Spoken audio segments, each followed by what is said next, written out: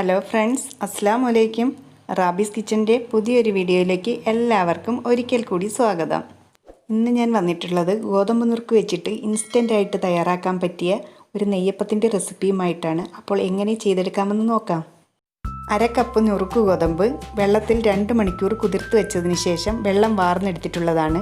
ഇത് നമുക്കൊരു മിക്സിയുടെ ജാറിലേക്ക് ചേർത്ത് കൊടുക്കാം. അതുപോലെ 1/4 കപ്പ് അളവിൽ ശർക്കര പൊടിച്ചെടുത്തിട്ട് അതൊന്ന് വെള്ളത്തിലിട്ട് മെൽറ്റ് ചെയ്തെടുത്തിട്ടുള്ള ശർക്കര പാനിയാണിത്. ഇതുകൂടി നമുക്കിതിലേക്ക് ഒഴിച്ചു കൊടുക്കാം.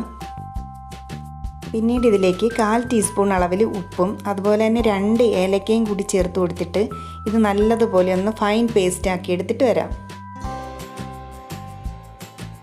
ഇപ്പോൾ നുറുക്ക് ഗോതമ്പ് നന്നായി തന്നെ അരച്ചെടുത്തിട്ടുണ്ട്. ഇതൊരു ബൗളിലേക്ക് ചേർത്ത് കൊടുക്കാം. അതിലേക്ക് 1 ടേബിൾ സ്പൂൺ അളവിൽ റവ ചേർത്ത് കൊടുക്കാം. അതോടൊപ്പം തന്നെ 1 ടേബിൾ സ്പൂൺ തന്നെ അരിപ്പൊടി കൂടി ചേർത്ത് കൊടുത്തിട്ട് ഇതെല്ലാം കൂടി ഒന്ന് മിക്സ് ചെയ്തെടുക്കാം. ഈ 1/2 കപ്പ് നുറുക്ക് ഗോതമ്പിന് ഈ 1/4 കപ്പ് ശർക്കര കറക്റ്റ് ഒരു മധുരമായിട്ടാണ് തോന്നിയിട്ടുള്ളത്.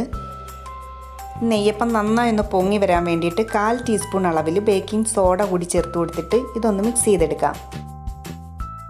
നെയ്യപ്പം ആയതുകൊണ്ട് തന്നെ ഒരു ഫ്ലേവറിന് വേണ്ടിയിട്ട് ഞാൻ നെയ്യ് ചേർത്ത് കൊടുക്കുന്നുണ്ട്.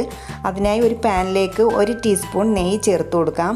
അതിലേക്ക് ചെറുതായി കട്ട് ചെയ്തിട്ടുള്ള കുറച്ച് തേങ്ങാക്കൊത്ത് ചേർത്ത് കൊടുക്കുന്നുണ്ട്.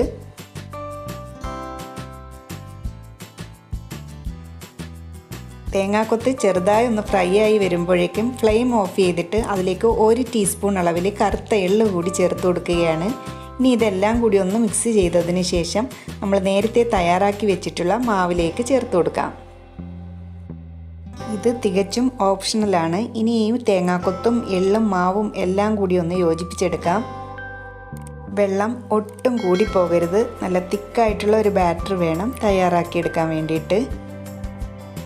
ഒരു ചീനച്ചട്ടിയിൽ എണ്ണ നന്നായി ചൂടാകുമ്പോഴേക്കും ഇത് ഓരോ സ്പൂണായിട്ട് ഒഴിച്ചു കൊടുക്കാം.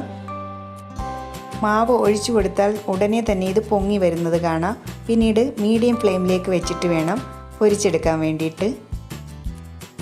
ഒരു ഭാഗം ഫ്രൈ ആയി കഴിഞ്ഞാൽ പിന്നീട് ഇതൊന്ന് തിരിച്ചിട്ട് കൊടുക്കണം. ഇപ്പോൾ ഇത് നന്നായി തന്നെ ഫ്രൈ ആയി വന്നിട്ടുണ്ട്. ഇനി നമുക്കിത് എണ്ണയിൽ നിന്ന് മാറ്റാം. ബാക്കിയുള്ളവയും നമുക്ക് ഇതുപോലെ തന്നെ ചെയ്തെടുക്കാം. അപ്പോൾ നുറുക്ക് ഗോതമ്പ് വെച്ചിട്ട് പെട്ടെന്ന് തയ്യാറാക്കാൻ പറ്റിയ ഹൽവയും അതേപോലെ തന്നെ നുറുക്ക് ഗോതമ്പും കപ്പലണ്ടിയും വെച്ചിട്ടുള്ള ലഡുവും ഒക്കെ ഞാൻ ചെയ്തിട്ടുണ്ട്. അതിൻ്റെ ലിങ്കൊക്കെ ഞാൻ ഡിസ്ക്രിപ്ഷൻ ബോക്സിൽ കൊടുത്തിരിക്കാം. എല്ലാവരും ഒന്ന് കണ്ടു നോക്കണേ. സാധാരണയായി അരിപ്പൊടിയും പഴവും ഒക്കെ ചേർത്തിട്ട് മാവ് ഒരുപാട് സമയം റെസ്റ്റ് ചെയ്യാൻ വെച്ചിട്ടൊക്കെയാണ് നെയ്യപ്പം തയ്യാറാക്കാറ്. ഇതാവുമ്പോഴേക്കും അങ്ങനെയുള്ള യാതൊരു ബുദ്ധിമുട്ടുമില്ല. ആ ഗോതമ്പ് ഒന്ന് കുതിർന്ന് കിട്ടുന്ന താമസമേ ഉള്ളൂ. നമുക്ക് പെട്ടെന്ന് തയ്യാറാക്കി എടുക്കാൻ വേണ്ടിയിട്ട് പറ്റും. റവയൊക്കെ ചേർത്തിട്ടുള്ളത് കൊണ്ട് തന്നെ പുറം ഭാഗം നല്ല ക്രിസ്പിയും അകം നല്ല സോഫ്റ്റുമായിട്ടുള്ള നല്ല ടേസ്റ്റി ആയിട്ടുള്ള നെയ്യപ്പം തന്നെയാണ്. എല്ലാവരും ഒന്ന് ട്രൈ ചെയ്ത് നോക്കണേ.